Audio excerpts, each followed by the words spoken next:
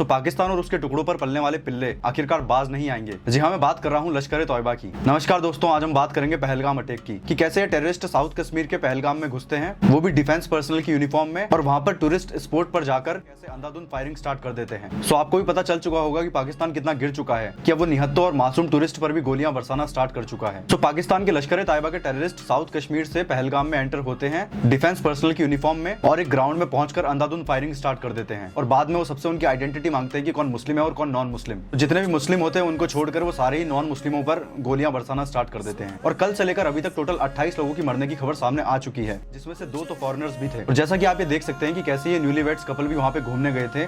Terrorist जिनको मारकर गए हैं ये और कोई नहीं बल्कि हमारी इंडियन नेवी के लेफ्टिनेंट विनय नरवाल हैं, जिनकी अभी जस्ट 7 दिन पहले ही शादी हुई थी और वो अपनी वाइफ के साथ में वहां पर घूमने ही गए थे। और अनफॉर्चुनेटली पहलगाम में ये हादसा हो जाता है और इस अटैक ने कश्मीर के टूरिज्म को भारी नुकसान पहुंचाया है। और इस अटैक को लेकर हमारे प्राइम मिनिस्टर और होम मिनिस्टर का भी बयान सामने आया है, जैसा कि आप देख सकते हैं। और जैसे ही ये खबर हमारे प्राइम मिनिस्टर को पता चलती है, वो अपने सऊदी अरेबिया का दौरा छोड़ रात में ही इंडिया वापस आ जाते हैं। लेकिन इस बीच ये जो पर्टिकुलर कपल है, इनकी स्टोरी बहुत ज्यादा सामने आ रही है। तो ये जानते हैं क्या है इसके पीछे की सच्चाई। तो ये है मंजुनाथ राव, और रिसेंटली इनके बेटे ने IIPU के एग्जाम में 97% स्कोर किया था। और ये लोग यही सेलिब्रेट करने कर्नाटक से कश्मीर आए थे। और फिर कश्मीर पहुंचकर इन दोनों पति पतियों ने एक वीडियो भी बनाया था, जो कि आप देख सकते हैं। मैं मंजुनाथ शिवमोगा कर्नाटक से, हम इंडियन ट्रैवल स्टोर्स में बुक करके कश्मीर प्रवास में आए हैं। और फिर पीसफुली ये लोग कश्मीर का टूरिज्म एंजॉय कर ही रहे थे। और उसके बाद जब ये पहलगाम गए तो अनफॉर्चुनेटली वहां पर ये हमला हो जाता है। और उस हमले में आतंकवादियों ने मंजुनाथ राव को वहीं मार दिया। और जब मंजुनाथ राव की वाइफ ने आतंकवादी से कहा कि मुझे और मेरे बेटे को भी यहीं मार दो, तो आतंकवादी का जवाब था कि हम तुम्हें नहीं मारेंगे, ये बात तुम मोदी से जाकर कहना। तो देखा आपने कैसे इन आतंकवादियों ने हमारे धर्म पर वार किया है। लेकिन इस बीच आपको ये चीज समझनी होगी कि उनका मेन मकसद यही था